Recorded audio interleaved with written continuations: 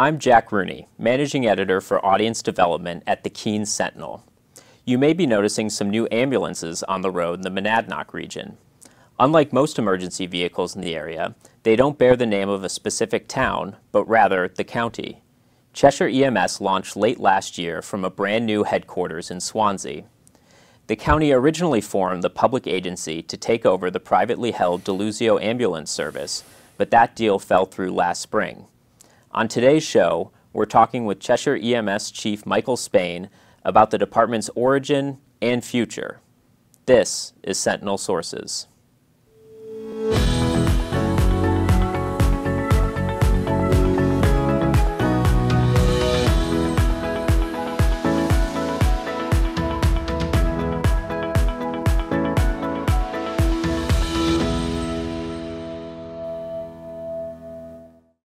So, Chief Spain, thanks so much for joining us. So I'm originally from the south side of Chicago, and so the first thing I noticed when the county announced your hiring as the chief of Cheshire EMS is that you're also from the Chicago area. So can you just briefly walk us through your background and what led you to Cheshire County?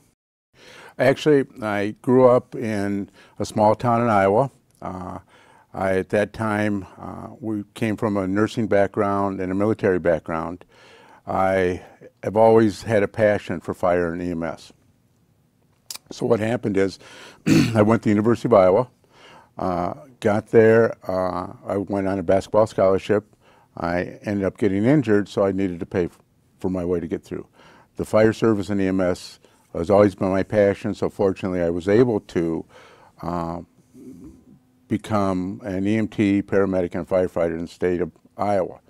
Then from there moved to the Illinois region, started the fire service, have done a lot of teaching through many venues, worked my way up through the process of the fire service as a paramedic, an engineer, captain, battalion chief, assistant chief, chief, and then, or I should say deputy chief, and then chief. I've done that in the Chicago area for 2 positions, and actually I had retired. But still with the love of the fire service and EMS. Plus I have been instructing at the National Fire Academy in Emmitsburg, Maryland. I really fell in love with the area. So I'd been looking out east. I noticed the ad for Cheshire County, wanting to establish an EMS service in the county. At that point, it was a new venture. I was extremely excited, and luckily, I put my application in. I went through the interview process, and I was chosen to take over and establish the EMS system for Cheshire County, which is extremely exciting considering I came out of retirement for this. And Chief Spain, you started at Cheshire EMS in August, so can you just tell us what the agency has been doing since then and what daily operations are like today? I came here in the latter part of August, started putting the program together, but I will say prior to this, the county administrator, the county finance director, as well as the county commissioners had done a lot of the preliminary work before, which honestly made my life much easier. Mm-hmm. So with starting at latter part of August, we put together pro forma, we put together a strategic plan, and our goal was to how could we establish an EMS service that's staffed, that's equipped, and that's ready for operation. With the teamwork at the county, we were able to go live, I should say, November 14th of 2022. Since that time, we have started our exponential growth. We've now got 5 ambulances that are functioning 24 hours a day. We've got the staffing for 3 of the ambulances. We're still in the process of hiring personnel. And we've got what's called a fast car, or it's called here a fly car. It's a paramedic equipped vehicle that can get to the scene much faster. It's staffed by a paramedic. It's got all the paramedic equipment. And with that being said, you look at what's our real goals. Number one, our goal is by the time we're done, we're going to have 8 ambulances that will be available 24 hours a day. We're going to have 2 fast cars available. One will be to the south of Swansea, to the southern part if needed.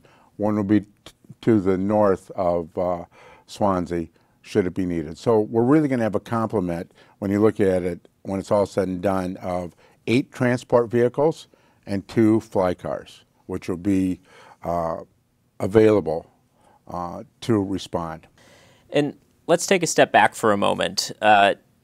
The idea of making EMS in this region more regionalized has been, those discussions have been going on for years. So why do you and other county officials believe that's the right approach for the Monadnock region, both now and into the future?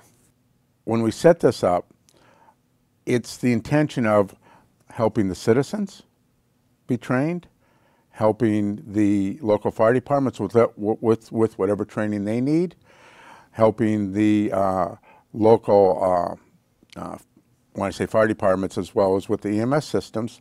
So we're kind of an adjunct, is really what we are.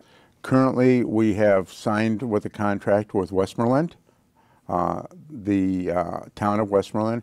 We will be starting their 911 in conjunction with the fire department as of April 1st of this year. Okay.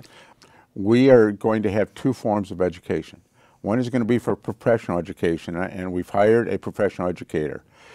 The goal is we are going to train our personnel along with fire department personnel so that we can work in conjunction. Because our goal is, how can we as a group, as a team, as a partner with everyone who feels comfortable with us, how can we make it best for the patient?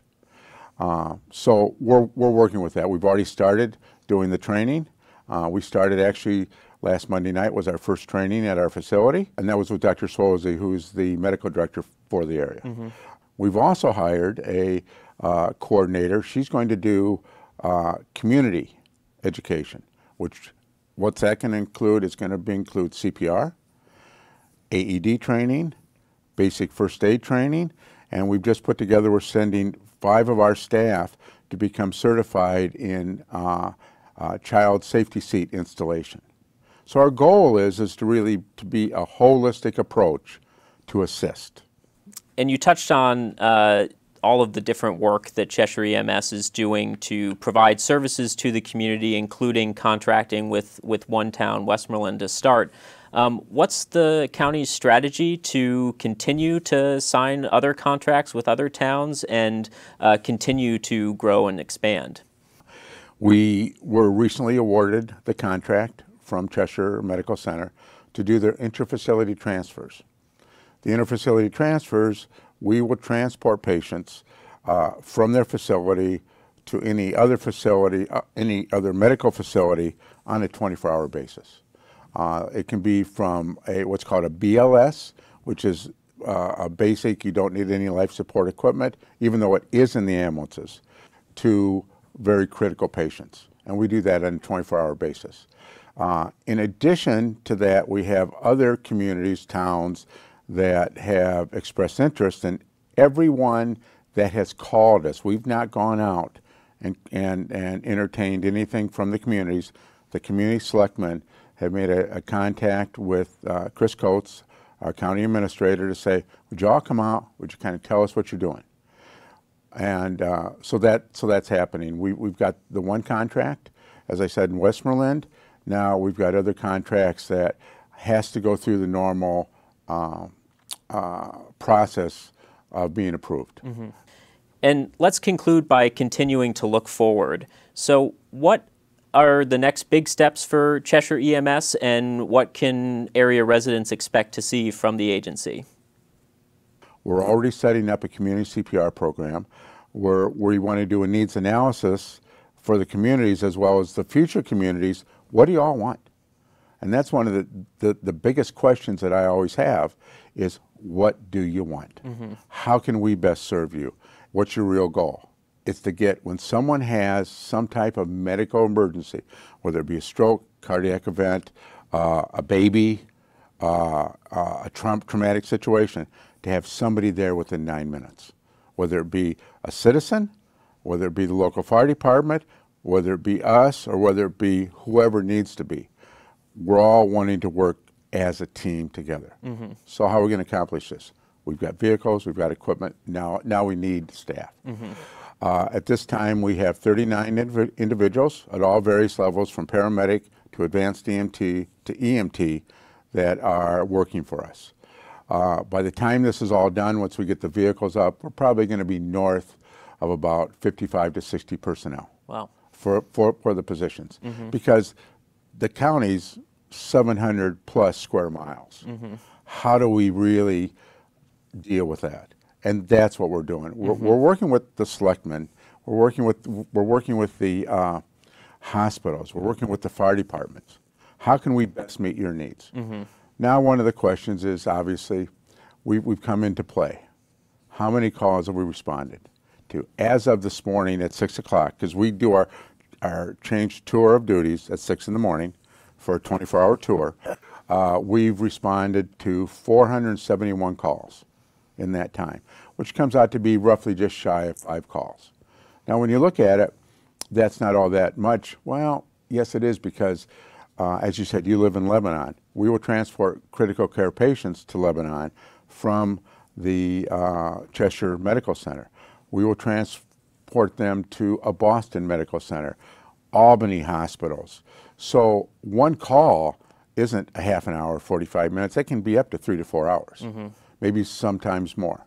So, you know, that's the interfacility transfer part. But we have been responding to 911s.